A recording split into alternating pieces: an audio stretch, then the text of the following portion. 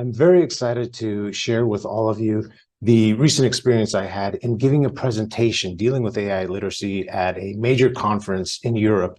This was done in Berlin. It's called the OEB conference. I have to really be honest and say this was the best conference I've ever attended.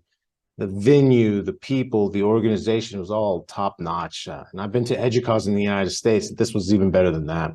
This was very interesting and powerful because they brought together both industry and academia together. So you had trainers that work in different businesses, as well as high-level people, deans, directors, professors from universities throughout Europe and throughout the world.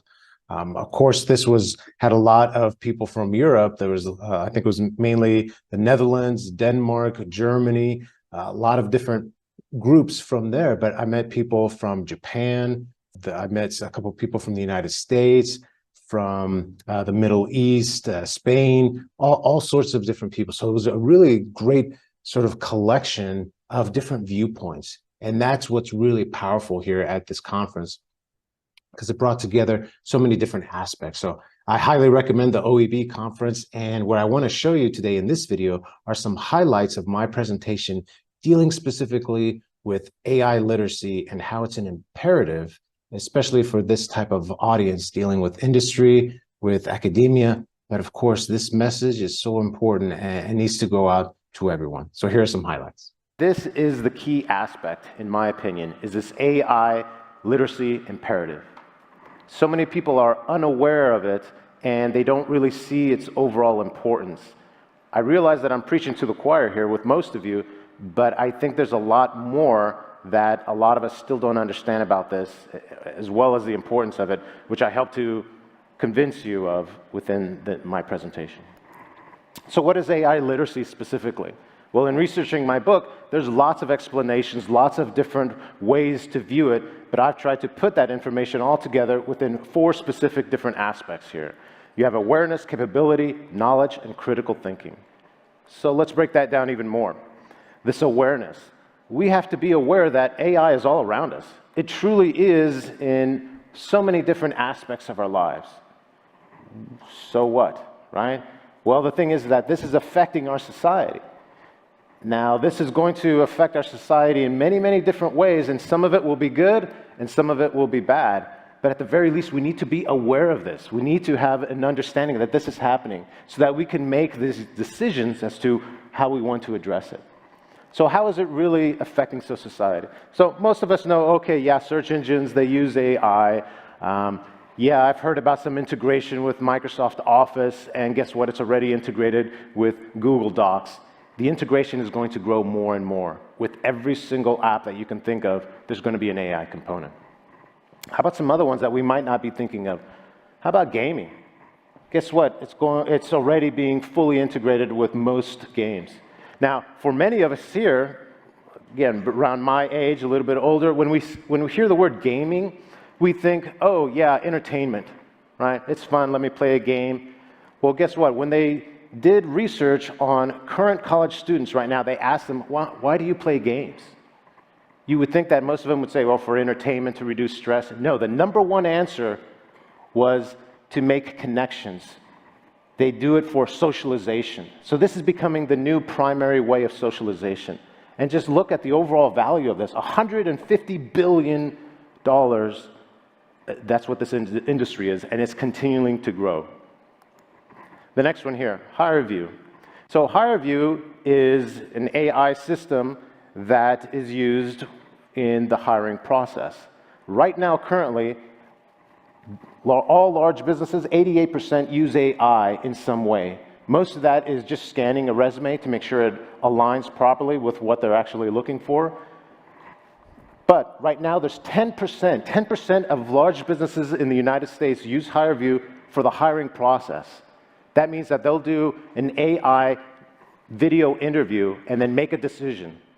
So no human even goes through that process. No human is part of the decision to hire this person. No, the AI does it completely. That's 10% of large businesses in the United States right now. It's making that decision. Here's a really interesting one, dating apps.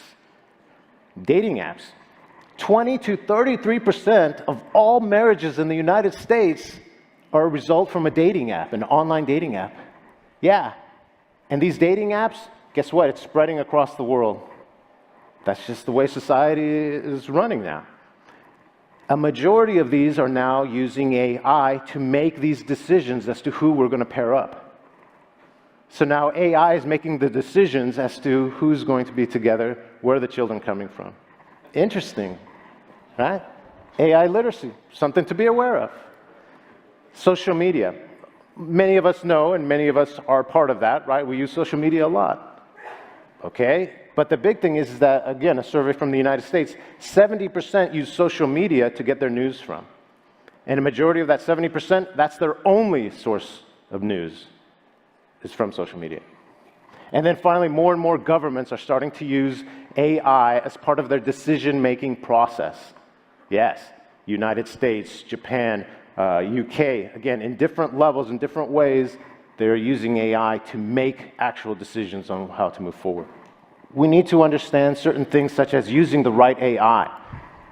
We have ChatGPT, we have Google Bard, we have Bing, but then there's more to it. Those are great generative AIs, but if we want images, we want videos, there's different AIs to use that. Some of it is coming together. We have Wolfram Alpha if we want specific math information, but there's a lot more. There's many, many different AIs that are out there. We need to be aware of that because this is what our students, our employees are using different AIs. The next big one here in capability is understanding that there are limits to the AI. Hallucinations, not having up-to-date information, not having full access to the internet. All these different things are important aspects for us to know overall with AI literacy. And finally, part of this with capability deals with prompt engineering. We have to understand how to ask the right question. I wish I had more time so we could go through a prompt engineering class right now, but it makes a huge world of difference in asking the right type of question. And we have to think this is the same way. If I'm having a conversation with somebody, if I'm not asking the right kind of question to them, they're going to give me an answer that isn't really helping me. So I have to understand that my students, my employees, they need to be trained in the right way to ask the appropriate question to get the best results. That's part of AI literacy. Not everyone has access to the internet. Not everyone has access to computers. So we need to take that into account. But I also need to fully realize that, yes, my students have access, I have access, businesses have access, their competitors have access, my country has access, so do other countries. So we have to understand that this is being used, and if my competitor is using it, well, then I need to ensure that I can compete as well. But it also deals with how's my information being used? Is it safe? Are they reselling it? We need to understand that. We need to read the fine print because one AI might treat my information one way, another AI might treat it completely differently. AI-created content. This is a big one. This is a very powerful aspect because it can be used in so many different ways. It can enhance education by creating all sorts of beautiful imagery, of helping us to do active learning in different ways.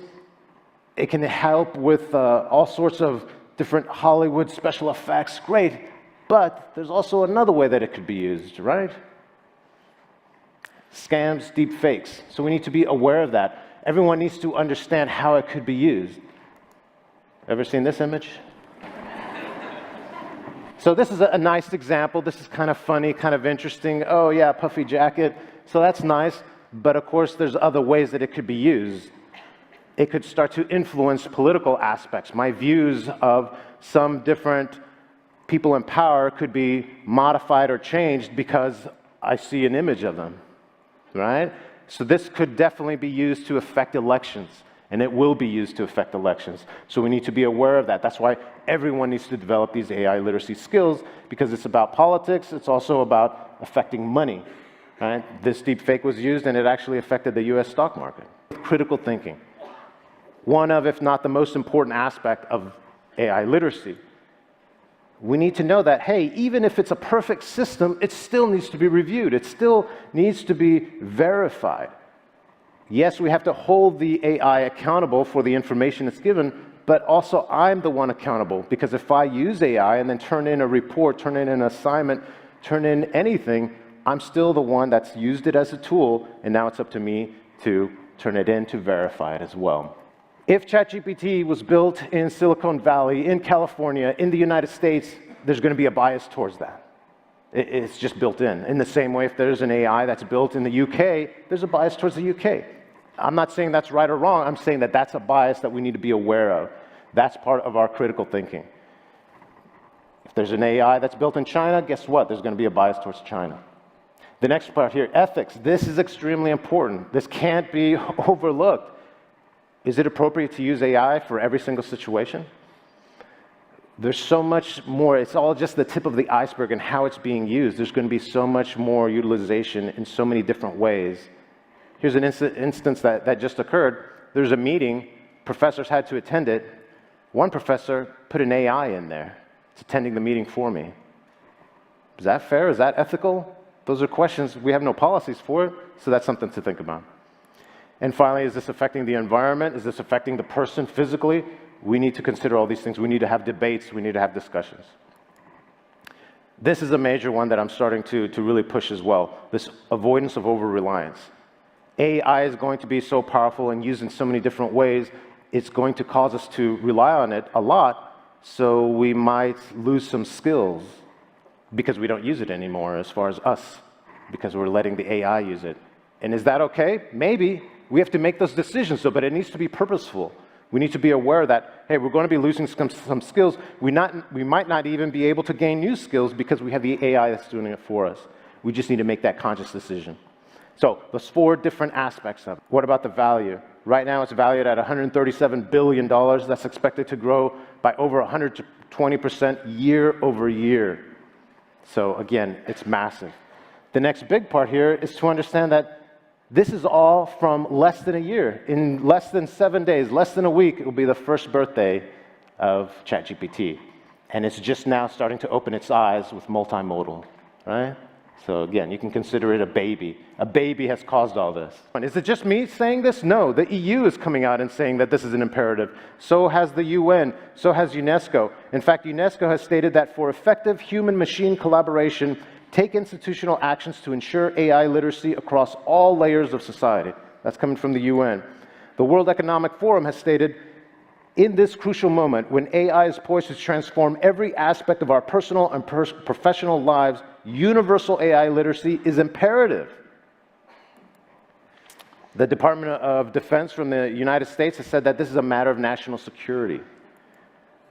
The Department of Education has specifically said that AI literacy is not only important to protect educators and students from possible dangers, but also valuable to support teachers to harness the good and do so in effective ways. Microsoft has said, hey, 82% of leaders say employees need this new skill to prepare for the growth. A recent survey by Resume Builder specifically stated that 92% of business leaders say that AI chatbot experience is a plus. That's right now that they're looking for on resumes. Not in the future, but right now they're looking for this.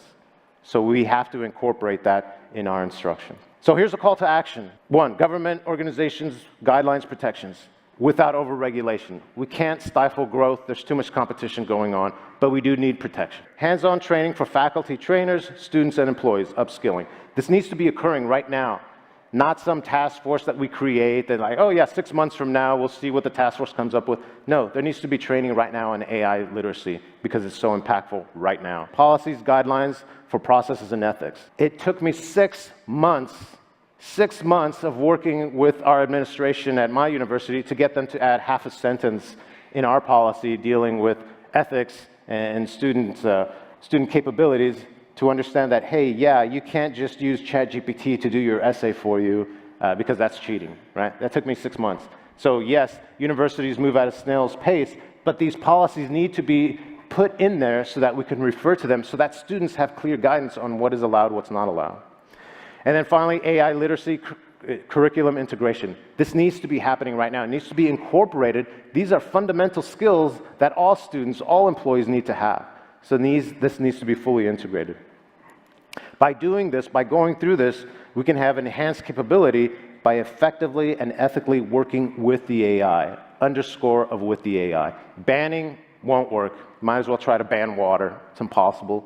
But working with the AI, thinking about it with this AI literacy, How can we use it effectively? How can we use it ethically? That's the key thing that we need to specifically work on.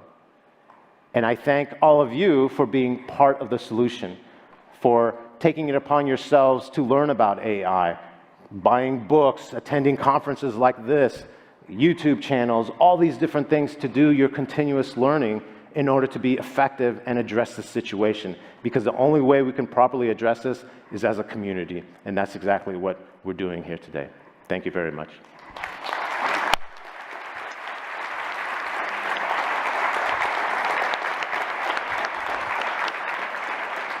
Oh my goodness. Thank you very much, Brent. That was absolutely fantastic. I think if that's not a clear call to action for all of us, then I'm going to ban water. So thank you. Thank you for that metaphor too. Fantastic talk.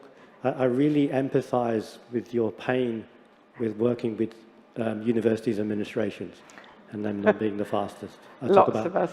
Yes. So I just wondered, moving on that, have you thought of any strategies for getting universities to move it just a little bit quicker? We have to use the community once again.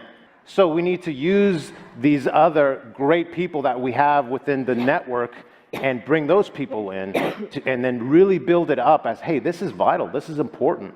Along with that, there needs to be a grassroots aspect to it, in that there needs to be involvement.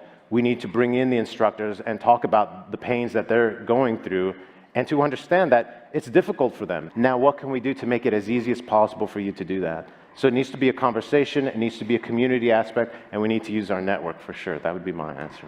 Yeah. And I just supposing we met in 5 years, all right?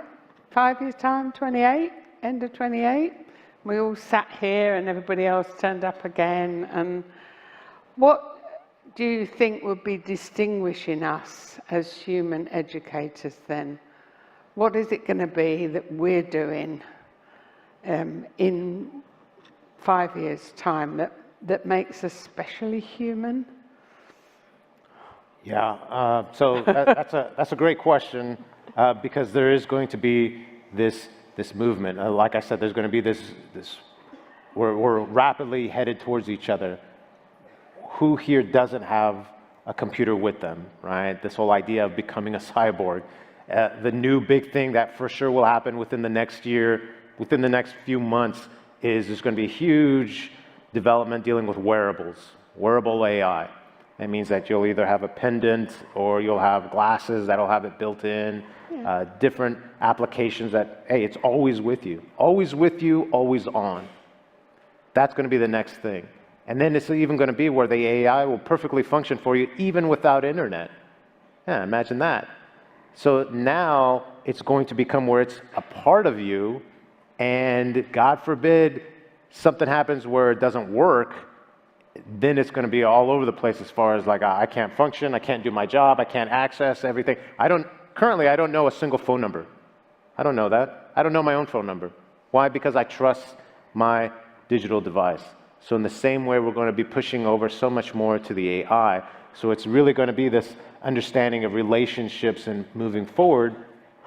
So I think we're going to be having some great OEB conferences where we start to have these discussions about what that actually means. Your question is going to, I think, guide the future of what we really talk about dealing with AI. There you go. Some great little highlights there from my presentation dealing with AI literacy. I hope together we can distribute this so that everyone is exposed to this important information. AI literacy, that needs to be foundational knowledge that everyone gets so that we can build upon that, in that our new reality is now using AI because it's a skill that everyone has to have. So the more that we can build this AI literacy with everyone, to include ourselves as instructors, but also specifically with our students who will be employees, it's very important that we help to develop this foundation to really benefit everyone. Additionally, please remember to subscribe, share, and like so that we can continue to build this community.